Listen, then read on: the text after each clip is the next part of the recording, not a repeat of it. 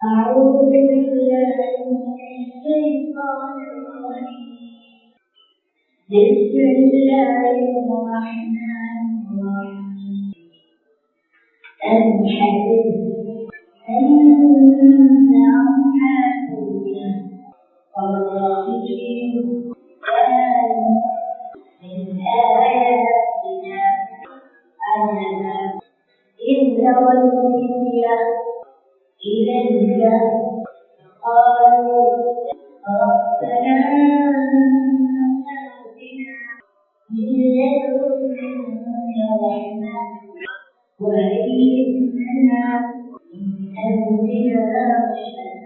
الحمد لله وكفى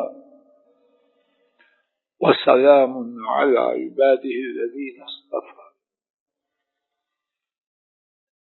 أعوذ بالله السميع العليم من الشيطان الرجيم.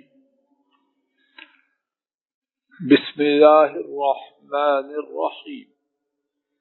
15واں پارہ سورہ الکہف، آیت مبارکہ نمبر 9 اور اس کے بعد صفحہ غالباً آپ کے پاس 294 294 اللہ مالک کی توفیق سے کل کے سبق میں آیت شریفہ نمبر 9 کے حوالے سے کچھ بات عرض کرنے کی عاجزانہ کوشش کی گئی۔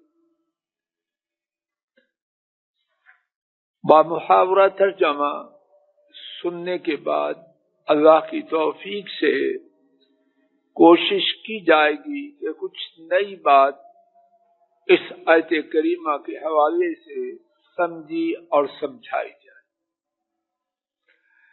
بامحاورہ ترجمہ، کیا آپ نے گمان کیا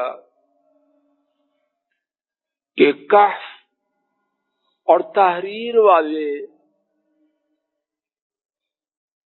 ہماری آیات میں سے عجیب بات تھی؟ الرقیم مرقوم کے معنی میں، عربی میں کہتے ہیں فعیل بمعنی مفعول۔ الرقیم سے مراد لکھا ہوا۔ ان کو اصحاب الرقیم بھی کہا جاتا ہے، اصحاب الکہف بھی کہا جاتا ہے۔ دونوں سے مراد ایک ہی نوجوانوں کا گروہ ہے۔ اصحاب الکہف کے کہف میں ہیں، اصحاب الرقیم کیوں کہتے ہیں؟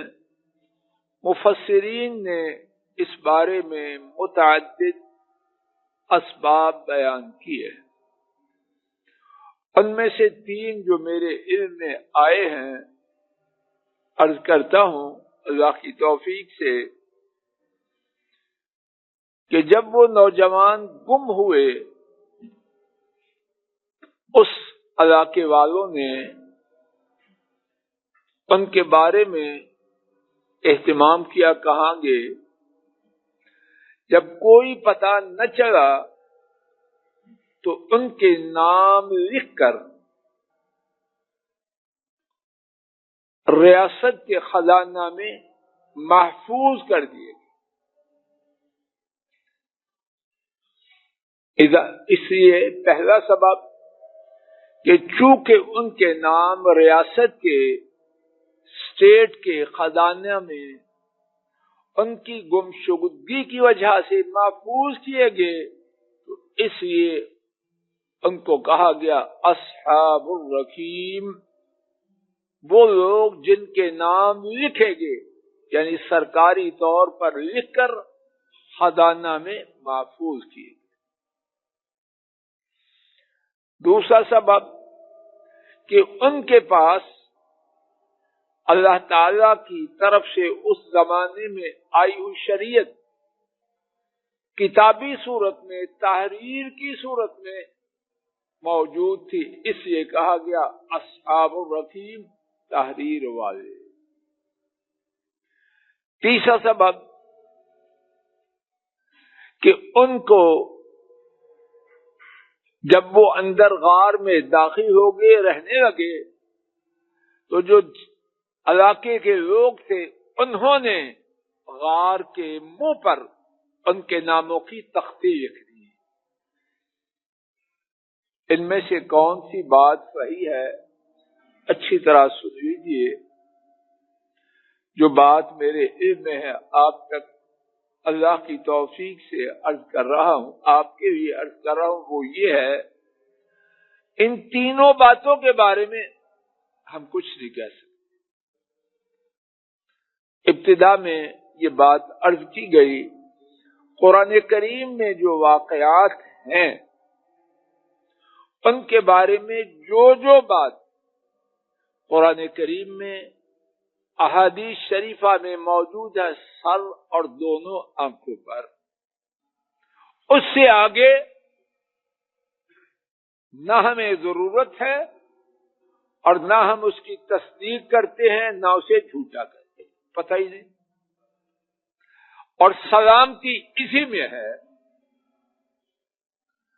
کہ قرآن و سنت کے قصوں کے حوالے سے وہیں تک رکا جائے جہاں کتاب و سنت رک گئے۔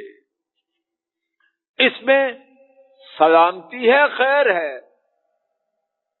جس چیز کی ضرورت تھی وہ اللہ نے دے دی، اللہ کے نبی صلی اللہ علیہ وسلم نے دے دی۔ اگر اس سے آگے بھی کوئی چیز امت کے لیے مفید ہوتی تو وہ ضرور دیتے۔ جب انہوں نے نہیں دی، ہم مرچ مسالہ اپنی گفتگو کو مزیدار اور تقریر کو لچھے دار بنانے کے لیے ایسی باتیں کیوں کریں؟ اور اللہ کے فضل و کرم سے اہل حدیث کا یہی مذہب ہے، اور جس طرح عرض کر رہا ہوں یہ مذہب ہی ہم ٹھیک سمجھ، یہ طریقہ ہی ٹھیک، اس میں سلامتی ہے، آدمی ذمہ داری سے محفوظ رہے۔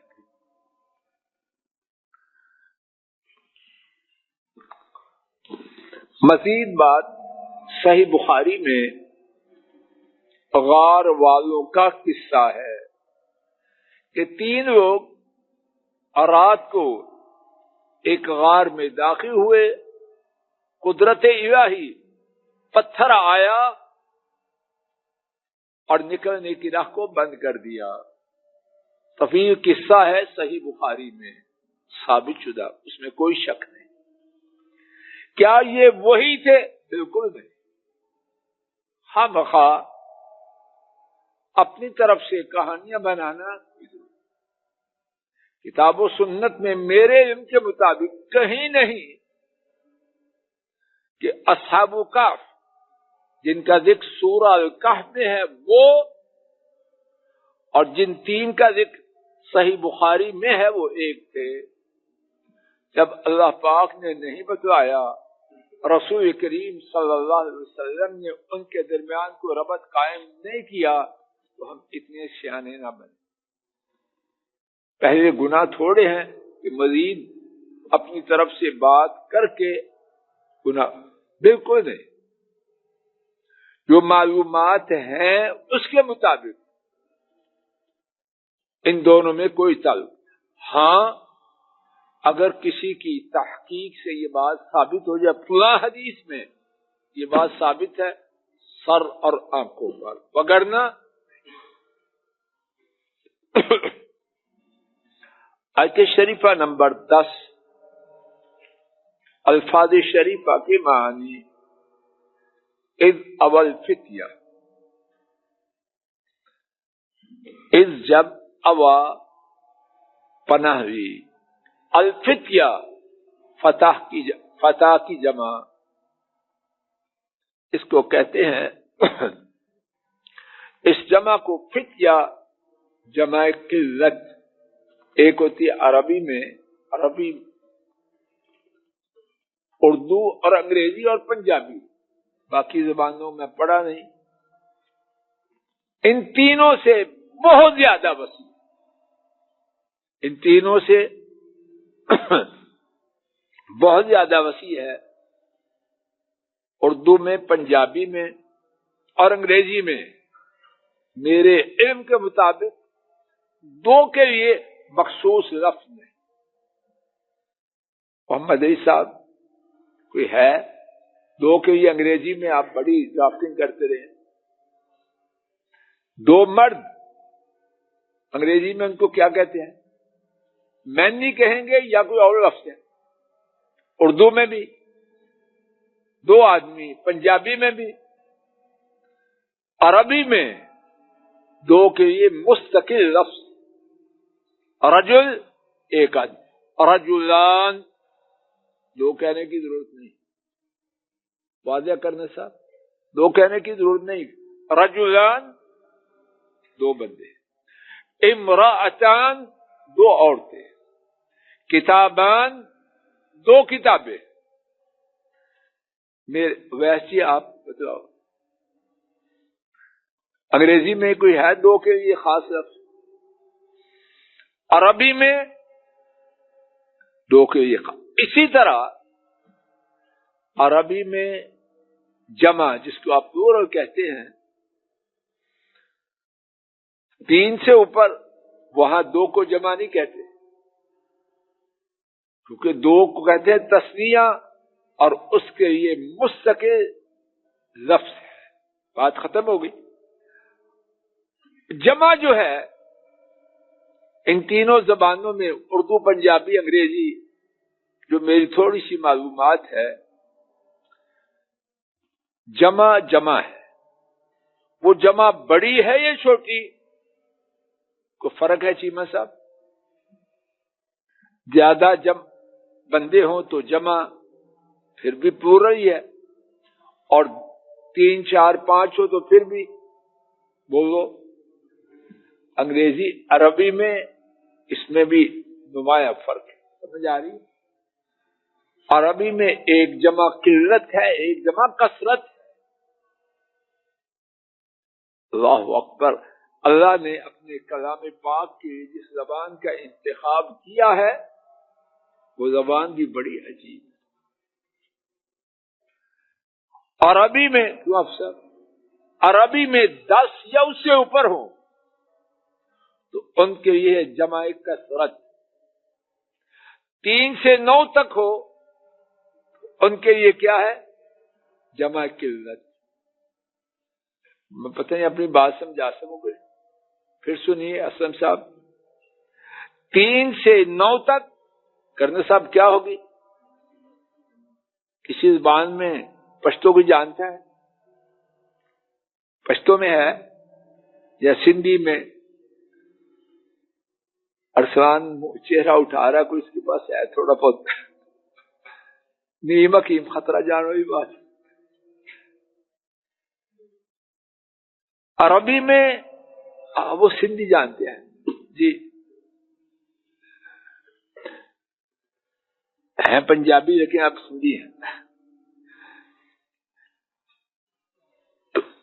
عربی میں 3 سے 9 الگ صیغہ، 10 سے اوپر تو یہاں فتیہ 3 سے 9 تک کہ ان کی تعداد 10 سے کم. بات واضح ہو گئی. اذ اول فتیہ اذ الکعب، جب پناہ ہوئی نوجوانوں کے ایک گروہ نے، جو گروہ 10 سے کم تھا، کہف کی طرف. کہف کا معنی پہلے ہو چکا. فقالوا، تو انہوں نے کہا، ربنا، اے ہمارے رب. پوری توجہ کرے، ایک ایک بات میرے اور آپ سب کی. حازم جی پوری توجہ کرو بیٹا، سامنے بیٹھو. یار چھٹیاں نہ کیا کرو، آئے ہو مہمان تو 10 کے دن نہ چھٹی کیا کرو. ویس چھٹی کے تو تمہاری خیر نہیں. ماموں کو کچھ کریں ٹھکائی کریں ان کی، گھر میں جا کے بتلا دو بڑا غصے ہو رہے ہیں، اور گھر والوں کو بھی ہو رہے ہیں، بیٹا میری خواہش ہے کچھ لے کے جاؤ. فقالو، تو انہوں نے کہا ربنا، اے ہمارے رب، آتے نا، ہمیں دیجیے، من لدنک، اپنی جانب سے، رحمہ، بہت بڑی رحمت، وہی لنا، اور ہمارے لیے میسر فرمائیے، من امرنا، ہمارے معاملہ سے، رشدا، بلائی رہنمائی. با محاورہ ترجمہ سماعت فرمائیے. جب نوجوانوں کے ایک چھوٹے گروہ نے کہف کی طرف پناہ لی تو انہوں نے کہا کہ ہمارے رب ہمیں دیجیے اپنی جانب سے عظیم رحمت، اور ہمارے لیے ہمارے معاملے سے بھلائی رہنمائی میسر فرما. اللہ اکبر. یہ کم و بیش 1.5 سطر کی آیت کریمہ کیا کیا خزانے ہیں اس میں. آئیے ایک ایک کر کے سمجھنے کی کوشش کرتے ہیں. عید اول فتیہ، جب نوجوانوں کی ایک جماعت نے پناہ لی، یہ لوگ حق والے تھے، جس طرح کے ان کے قصے سے معلوم توحید والے تھے، اپنے وقت کے نبی کے تابعدار تھے. ان میں کوئی بڑی عمر کا تھا؟ دیکھیے اور جواب دیجیے. نوجوان تھے. توجہ فرمائیے، اس میں خوشی کی بات بھی ہے اور ڈراؤنی بات بھی. نوجوان خیر اور شر کو قبول کرنے میں بہت تیز ہوتے ہیں. جو تحریکیں اٹھتی ہیں ان میں قربانی اچھی یا بری زیادہ کون دیتے ہیں؟ نوجوانوں میں نئی بات کو لینے کی استعداد بڑی عمر کے لوگوں سے ہے، ایسی بات کریں زیادہ. اس لیے ماں باپ کی کیا ذمہ داری ہے اور سمجھانے والوں کی کیا ذمہ داری ہے. ماں باپ کی ذمہ داری ہے، اگر وہ حق والے ہیں ان کو حق سنانے کا اور سنوانے کا، دھیان کرو بیٹا، پورا سنانے اور سنوانے کا خوب اہتمام کریں. کتنے لوگ بڑے دیندار بس اکیلے بھاگتے پھرتے، بابا کو اکیلے جانا چاہیے. سمجھ آ رہی ہے؟ یہ اچھی پالیسی نہیں. خود دین کے لیے جا رہا ہے اور نوجوان نسل کو بھیڑیوں کے لیے چھوڑ رہا ہے، شیطانوں کے لیے چھوڑ رہا ہے. یہ نہیں ٹھیک. ان کا کسی بات کو قبول کرنا آج بھی اور تاریخ بھی، یا اگر آپ کے پاس کوئی اور بات ہے تو بتائیے. جب کسی ملازمت میں لیتے ہیں تو بڈھے، میری عمر کے بڈھوں کو لیتے ہیں یا نوجوانوں کو؟ ملازمت میں کچھ سکھانا ہے، چلانا ہے تو لکھتے ہیں کہ نہیں عمر کی شرط یہ ہے کہ نہیں؟ اس میں کوئی حکمت ہے کہ ویسے ہی ہے؟ کرنا سب بابوں کو لیتے ہیں آپ فوج میں، بابے زیادہ اب ان کی معلومات ہوتی ہیں، کہتے ہیں معلومات جاؤ گھر جا کے ہیٹر کے پاس بیٹھو.